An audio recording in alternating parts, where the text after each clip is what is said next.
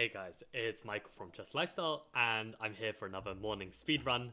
We got to 1524 last video, so let's see how far we can go today. So let's see if we get the white pieces, and let's play some more 1c3 Venom. Right. And we get the black pieces. Man, that last game was actually such a clean game. Almost a shame that I didn't commentate it. But okay, it was showcasing a different opening. And here we've got a Kara clan reversed. And again, we get this bishop b4 move. And again, they're chopping on c3 very quickly. So really, we should have nothing to worry about. Now, last stream, I played with e4 and I got in some big trouble because it wasn't the kind of style of position that I like. So I'm going to learn from this mistake and play with bishop f4. Although maybe this knight d5 actually would have been a bit scary. Like I kind of overlooked the possibility of this move. I'm going to play with e3 anyway, with the point being if knight d5, I know that I can meet it with knight e2. This is something I've looked at in the past, and it's fine. So I'm going to keep developing with a bishop on d3, a bishop on f4, probably develop these pieces in some ways. Well, maybe I want to play for c4, just take the center already. Yeah, I think so. I think playing with c4 makes sense here. And we're just going to develop all of our pieces. So probably as far as like d4, c4 setups go, this position that I've got here is like a dream, right? Like I've got the bishop pair. Okay, not going to have the bishop pair for long if I decide to trade it. But I feel like here, I don't mind if he trades off this bishop. I'm just going to recapture. I'm very, very happy with this position. Like I want to keep this bishop on, maybe have some pressure on this pawn structure. One day I can push c5, and this just feels very, very pleasant. So now the question is, where do I want to put my rooks? Probably. Again, you've seen in a lot of my videos, I've been getting a pawn to a5 to gain that extra space. And now I can probably push a5 anyway, right? It looks like I'm winning this pawn. So I'm going to push a5 anyway. If he takes, then he's going to be left with this isolated weak pawn on a6. And if he doesn't, I mean, basically I was threatening to win a pawn, but now he's defending it. So that's kind of smart. But also I could take... Okay, he could take with a knight, but then this would be a weak pawn. If I take, this is still weak. So what is the best way to play this?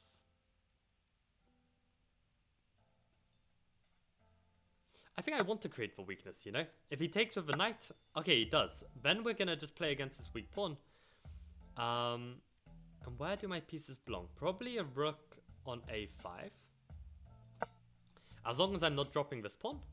I want to just blockade this pawn, double on the a file, put huge amounts of pressure on this a pawn, and then try and win. So okay, he's trying to win this pawn. So I'm gonna put a knight on d2. I'm not so phased that, you know, I'm making a retreating move, because actually the knight on d2 is quite handy. Like it helps c4, it protects e4. Yeah, now let's double. Now one move I'm gonna play pretty soon is this h3. Maybe I should have played it already, given that knight a5 might win my bishop. But I'm also interested in giving my king an escape square. Like if there's any back rank issues one day, I don't want to have to worry about the tactical implications of that. So I'd much prefer just to have h3 in the position already. Okay, so he manages to kick away my knight. My rook, fair enough. But I'm not so phased. I'm either gonna... No, that would drop a fork. Let's not blunder a fork. So okay, actually this position's not so... not so easy. But okay, I found a safe square for my rook. We still have good control over c4. I'm definitely going to make this window if I can have the chance to make it now. Oh, and how long have I been able to win this pawn? Oh my god. I didn't even... I mean, I worked so hard on on adding pressure to it. I didn't even spot that. How many moves have I had this? Oh, here I could have just won it. And then here again, and okay, now he finally defends it. That's a little bit embarrassing, but what to do? Okay, so now maybe we could even think about just forcing the issue and winning it like this, but I don't know if I want to do that. You see how, guys, like I'm really not like that tactically strong. Okay, let's put a knight on b3. And my idea is that I'm going to try and play for c5, and I want to take with a knight. I also prevent them from unraveling because I can take here with a knight, and I will win the pawn still. So it looks like I'm going to be able to win this pawn eventually. I mean that's the other great thing about a weakness like a6. I actually don't need to capture it immediately. Like, it's going to be very, very tough for my opponent to hang on to this pawn for the rest of the game without it, like, you know, worsening their position in some way. So let's play for c5 now. It's nice because I can make this fork, right? So I kind of force the issue. And now my knight is on a great square. I've also opened up pressure on c7, so there's even more weaknesses. The knight is also looking a little bit tender. So I feel like something should drop soon. So okay, he pushes the pawn, which makes sense. Now I want to make sure this knight drops. Now I could play with d5. I could potentially get pinned. My queen is a little bit vulnerable, so maybe I want to start with this move first. Although, yeah, he can't defend like this or this. He can't defend. Yeah, this actually looks like I forced the knight to move and I win the pawn by force. Unless I'm missing something. This looks pretty strong. The only square he can attack my queen is here, and then I can still take. So how does he defend this? My knight on c5 is completely dominating these light squares, and it looks like the knight just has to move if they don't want to lose the knight. And then I'm going to be taking this a pawn, and as you can see, I don't have to worry about any back rank stuff. I've got an escape. This bishop is putting on some great pressure. You can see I've got no weaknesses here, and this is how I really like to play chess, because as you can see, like, you know, I missed, but I could win a pawn for 2 moves. This could also apply that my opponent could win my pawn for 2 moves, and I just miss it, right? So I want to try and, like, cut down the chance of me making a blunder as much as possible. Now here, rook takes or queen takes. Somehow queen takes feels better. Somehow queen takes feels better. Just a bit more coordination between these pieces. Now I'm gonna put my bishop on f4. I could drop it back to h2, but again I want to reserve the square for my king. Now that he's actually pushed g4 though, now I don't mind coming back. And my logic was like, I feel like this is a weakness. Like, sure, you might argue that, okay, now black has something to hope for, maybe he's going to attack my king, but my feeling is that I'm not going to have any problem, and it's just going to be a bigger weakness than a strength. Now here, this is just another pawn. My bishop, lots of people forget this London bishop, and now the queens have come off, I'm feeling even more confident about my advantage. So okay, I've got a clean 2 pawns. My only concern now is time. So let's try not to run out of time. Let's put the bishop back. So how am I going to make progress here? So really what I want to do is trade. If I can trade some pieces in a favorable manner, this is going to be very nice. So let's put the rook where it's nice and protected. When we're down on the clock as well, we want to be able to play quickly. So we don't want to have to worry about... I don't know what to do. Okay, let's just play anything. Let's also make use of our pawn, right? We've got this this passer. I think it makes sense to make use of. I don't see any way that he can kind of access my back rank. Also, that's a free rook. So this is the other thing as well. It's very important when you've got your strength, right? You've won 2 pawns. You don't just say, okay, I've won 2 pawns, now I should win. You should say, I've won 2 pawns. What about the 2 pawns is going to win me the game? And this aspect of this pass one. Now I need to be very careful not to get checkmated. So as soon as possible, I'm thinking that I want to move my bishop, but this will be a fork. Okay, and I've got 26 seconds to convert this position.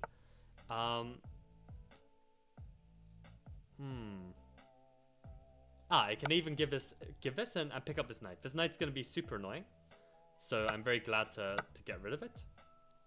And again, let's start by just picking up all the pawns, make sure that I don't lose on time and lose the game. So let's just pick up all these pawns, and then we can try and convert this position with 17 seconds. Okay. Okay, and now we've got our rook on a secure square with the king on f3. Now I can push this pawn with no trouble. Just got to make sure there's no stalemate. Okay, no stalemate. I'm gonna put... that was an annoying move. I didn't want to allow that king to get past.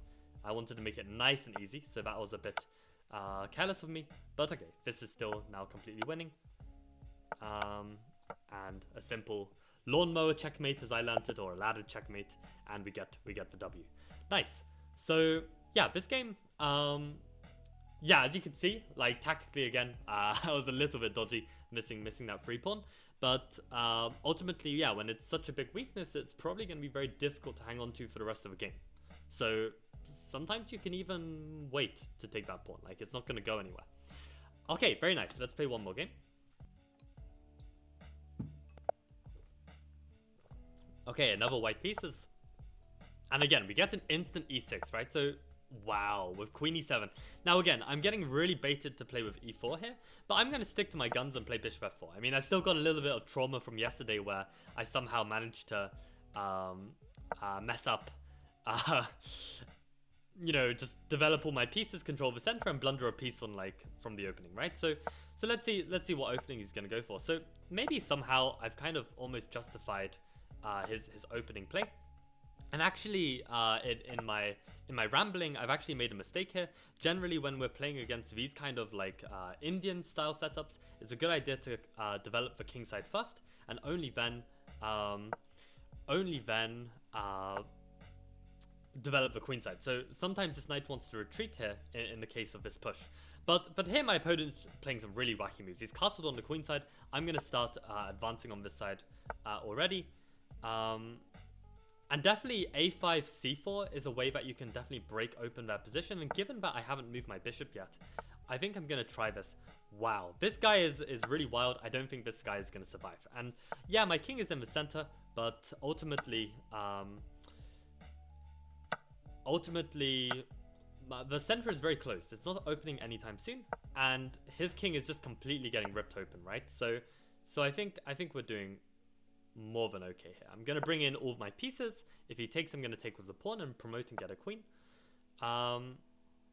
This feels like it should be very close to being completely over. I just need to find the right finesse. Bishop takes could be a move. If queen takes, rook takes, king takes, queen check. This forces either king c6 or king here. Do I have a follow-up here? Maybe let's just play it slow. Let's just bring the knight in as well. Because here the knight is adding more pressure, and also he can never take because of this. So I feel like this looks very, very strong. And now we can even... No, we can't. We lose a queen. What's the way to win this? Probably this capture and bring the queen in, right? This looks very, very strong. Yeah, this has to be winning. This has to be winning. But yeah, basically I very, very rarely see my opponent castle queenside in these structures, and I think for good reason.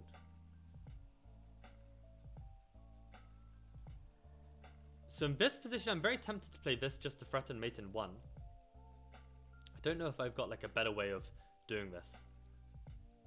Probably there's like some more forcing line which I'm just missing. Maybe this is really strong.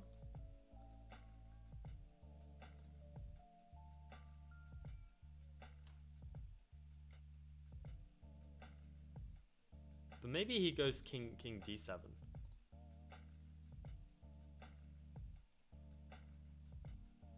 Oh, what's the move here? There should be like some simple knockout blow, but I'm just completely missing. Okay, this can't be bad. This can't be bad. Okay, and he runs this way.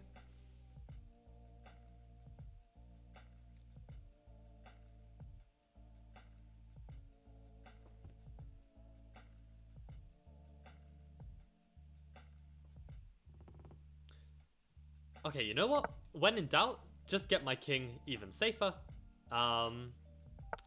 We're still doing fine. We can afford to bring in another piece. If we can't see how to win, then we can just bring in another piece. And this will make our job even easier, right? Like, as much as it would be nice to just have like a quick finish, if you can't see the finish, then yeah, this kind of plan is good as well. I really want to sack everything. I feel like it should be winning. Yeah, let's sack everything. I mean, I don't really want to give him like some extra tempi in attack. He can't take the bishop because of the pin. I'm also gaining another tempo on the rook. So yeah, his king is looking really, really in trouble. Maybe I should have kept the knight on, given he can trade it off. Yeah, this cannot be surviving. I refuse to believe this survives. But let's not sack any more material. Let's just put the bishop on f4, gain a tempo, get ready to bring the queen back in. This should be very, very strong. The queen was a little bit offside on this side of the board, so I'd much prefer it to be in the center of the board where it's kind of taking more control. And that's a queen, so we'll take that. And that's the other thing as well. Like, you don't have to, like, you know, go for checkmate. If, like, at all costs, you can also just play for the win. Just play for the win, get winning material, and then win the game, right? Like, you don't have to checkmate. And the reason why I did this was I made sure that my opponent has no light squared pieces. And I saw that basically I can keep this closed. If I can keep this closed, then I'm feeling pretty happy with like my king safety, and that's ultimately what I need to do here. If I've got good king safety, then I'm gonna be fine. And if my opponent is gonna trade the pieces, by all means, like the more trades, the happier I feel, and the closer I am to the win. So probably, you know, I missed like 100 wins in this game, but I don't really care as long as I win. It really doesn't matter. And we're gonna make life even simpler just by trading into this winning endgame. And in general, I would like avoid, you know, trading into pawn endgames if I can at all help it. But this is like the most winning pawn endgame I've ever seen, so I shouldn't be worried. Okay, very nice. So we got one more win. And yeah, this is why the opponent shouldn't really castle queenside. So now you know what to do if that ever happens. And hey, we reached 1550. Fantastic. Okay, let's play another game. Okay, and we get a white pieces to end. That's perfect. So let's play 1c3. We're gonna get a London this time, and we get another sugaring. So again, C pawn is preventing any knight business, and he's going to go for f6 immediately. Very interesting. So at this moment, okay, I'm not gonna panic. I'm just gonna make my center sturdy if he wants to push. And here, because there is a chance that he could play e5 and h4, I'm gonna play with h4 here. I think h4 is the most Caro-Kann-like response when the opponent is going to be like advancing with a lot of pawns. I only play h3 in the classical variation when this pawn is definitely going to be a weakness. But here I have no guarantee that the pawn's going to be a weakness. Here it might even be a strength. So this is my reasoning. Now I kind of want to put a knight on f3 because this helps prevent this.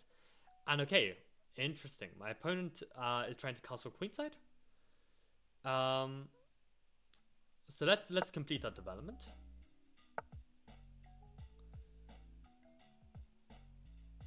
And the other thing I probably should have done is also meet this bishop f5 with queen b3. This is like a rule that I've developed. So he defends b7 by actually castling. Very interesting. So okay, we're again gonna start the pawn stop. Like, and the other good thing is we haven't actually committed kingside yet. So let's say his attack is somehow faster, we can always run. We can always run to the queen side. So having this flexibility is pretty nice. And in the c3 Venom, you get this flexibility, right? Because very often the center is quite closed, and that means you have this option to go kingside or queenside, and you can leave the king in the center temporarily. Like long term, you probably can't. Like if the center is about to open, then you need to kind of make a choice. But for the time being, the center is probably closed. And yeah, we really like to see this e6 move, making sure our king is doing all right. So what's the way to go here? I'm gonna put the pawn on a5 as well. Maybe he's gonna try and block it up with a6. If he allows this, my pawn is definitely gonna be a thorn in black's position. So he plays a6 here.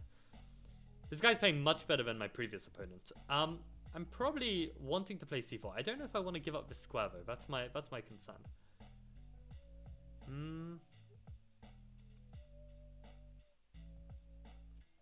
What's the right way to play this? I need like a good plan to bring in my pieces somehow, but what is the plan? I think in doubt, let's just develop. Let's complete our development. Maybe we even want to come this way, right? To put some pressure this way round. Okay, and we have the chance to trade. Looks like we should. Looks like we should. Unless we want to play a move like G3 and then try and like, I don't know, get this pawn structure. But I don't think I do. I think this trade seems very reasonable. And now that they've lost their dark squared bishop, maybe now the c4 idea makes more sense, where, you know, weakening these dark squares isn't as big of a deal. Although the knight is still able to come in, which I'm not the biggest fan of. Maybe let's start with this move then. Rook a4. The idea being that I want to play with c4. I don't want to allow any piece onto b4. And I'm going to basically maybe play with c5 here. I'm not too sure. But I think c4 makes sense. I don't think him taking is ever going to be useful. I'm going to have this open c-file against his king.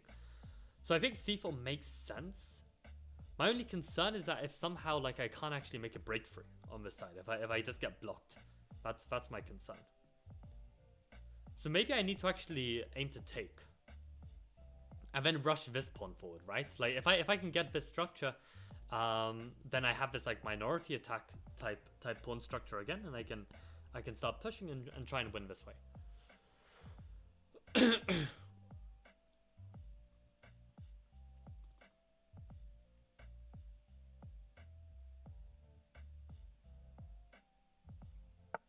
Okay, so he's gonna play in the center now. That makes me less comfortable about pushing c4. But how do I want to deal with this? If I take, he can take with the pawn, and he keeps like a pretty strong center.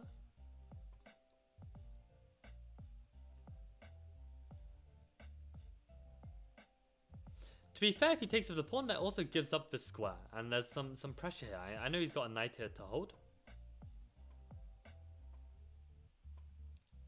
You know what? I think I'm going to play this g3 move. As ugly as it looks, I think I want to put my king on g2.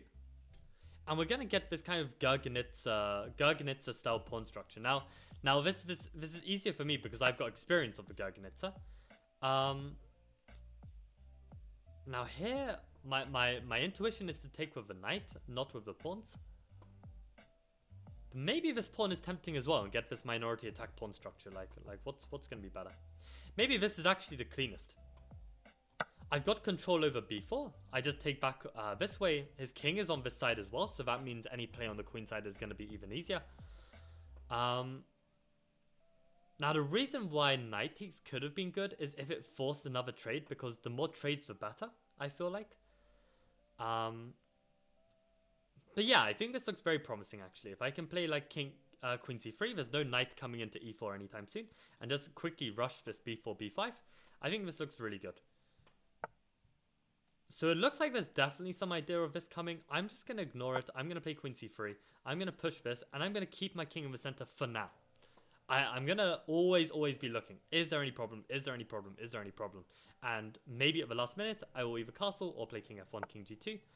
And we get this. Now, if he ever takes, I'm very happy to take back with the knight. If he ever pushes, I'm very happy to keep it close. So let's just play b4. Let's ignore it. And yeah, we want to play b5 next. So, and he's decided to close the position. That's perfect. So I think we want to play knight g1 with the idea of going knight e2, knight f4. And next I'm going to be wanting to play like king f1 if he puts a rook on the e file, just to make sure that there's absolutely no chance of any kind of tactics. So in an ideal world, I'm going to have a king on f1, maybe even g2, play the move b5, take back with the bishop, put a knight on f4, and completely dominate. So here, given that he's trying to control this b5 square, I really want to get this move in so that my bishop is here, and if he does any kind of discoveries, I can throw this in with check. I think this looks like it makes a lot of sense. So let's throw in b5 immediately. Normally, I actually want to wait with b5, as you've seen from the minority attack course. Like Karpov waits a long time with his b5, and he kind of prepares his position first. So in an ideal world, I like to play like king f1, maybe bishop d3, knight e2, knight f4, and only at the last second play b5. But here, given that he's actually about to try and prevent me from playing b5 and make it much tougher for me to make this break, I think it makes a lot of sense just to make it. And in this case as well, his king is also extremely weak. Now that is a very strong move which I overlooked. I have the feeling maybe I can get away with b6. This looks like it's like almost working, but he's probably got king d7. And I've got a minute left. Okay, that's not good.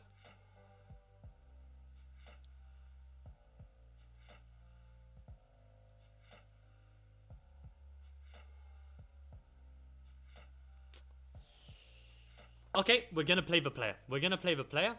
If he takes, he has to reckon with this. He has to see king d7. He might not see it. It's a risk. I'm definitely gambling here.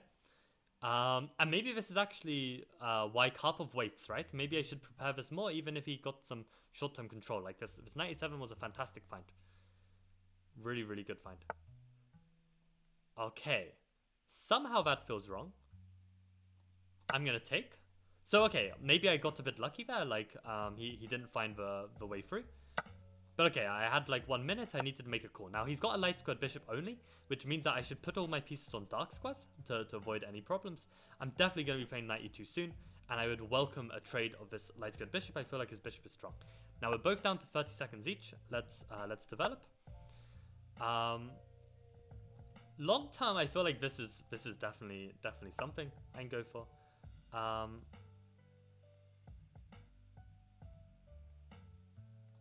Let's put the knight on f4. This kind of keeps the position closed. I actually really like my position right now.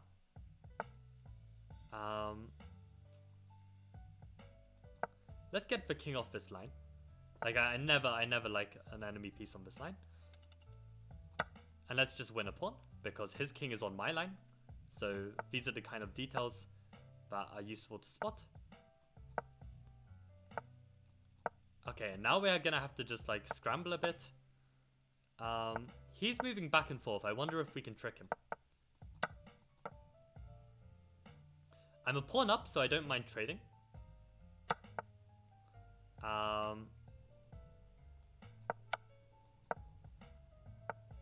Okay, maybe he actually had a fork against me, and I missed that.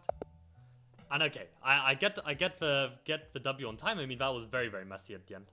But I think the biggest thing I wanted to understand was this b5 push, right? Like in the minority attack, in the course, you know, I advocate for this quick b4 if you can get it in, but then b5 is the move that you want to really, really hold back on and wait until your position is ideal for it. So okay, my position at the end here is much better, and okay, at this point it just becomes a game of like who's going to win on the clock. But okay, very interesting position, and actually it likes this b5 immediately. The knight a7 is a really strong find.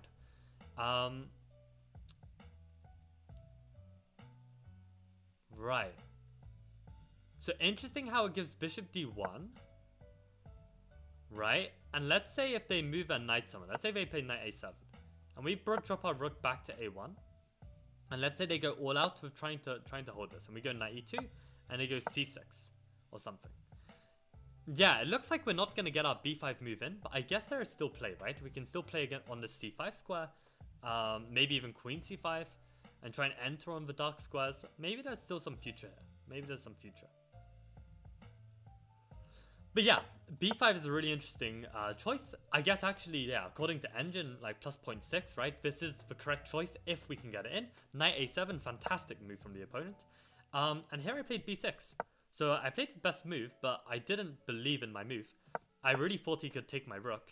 And my plan was to take the knight, and I thought he'd play king d7. And I didn't see why. I didn't think I have compensation here. I thought I was just worse. I thought that my pawn would get lost. I thought I was in trouble. So what? Bishop d3? Let's say he just plays rook a8, knight e2, and let's say he just gets really greedy and he takes it. Apparently I've got full comp here. I go bishop f5, go knight f4. Maybe there's some forking ideas. And if he tries to defend everything... Oh, this is dropping the pawn maybe, in some cases. And even e4 is strong. So somehow, his king is weaker in the center than mine. And I guess it makes sense because I've basically got an extra piece. Like this piece is doing nothing over here. So yeah, surprisingly, I do actually have compensation in this position because his king is somehow that tad weaker due to the fast, rapid development of my pieces if in the case that my opponent takes the spawn. And if he doesn't take the spawn, then I guess this is like going to be a thorn for the rest of the game that he has to worry about. So I can imagine that there's some compensation here. But yeah, really, really interesting game. Actually, I really liked the setup my opponent went for, like this early f6. Wow. This is actually a really cool line with an early f6.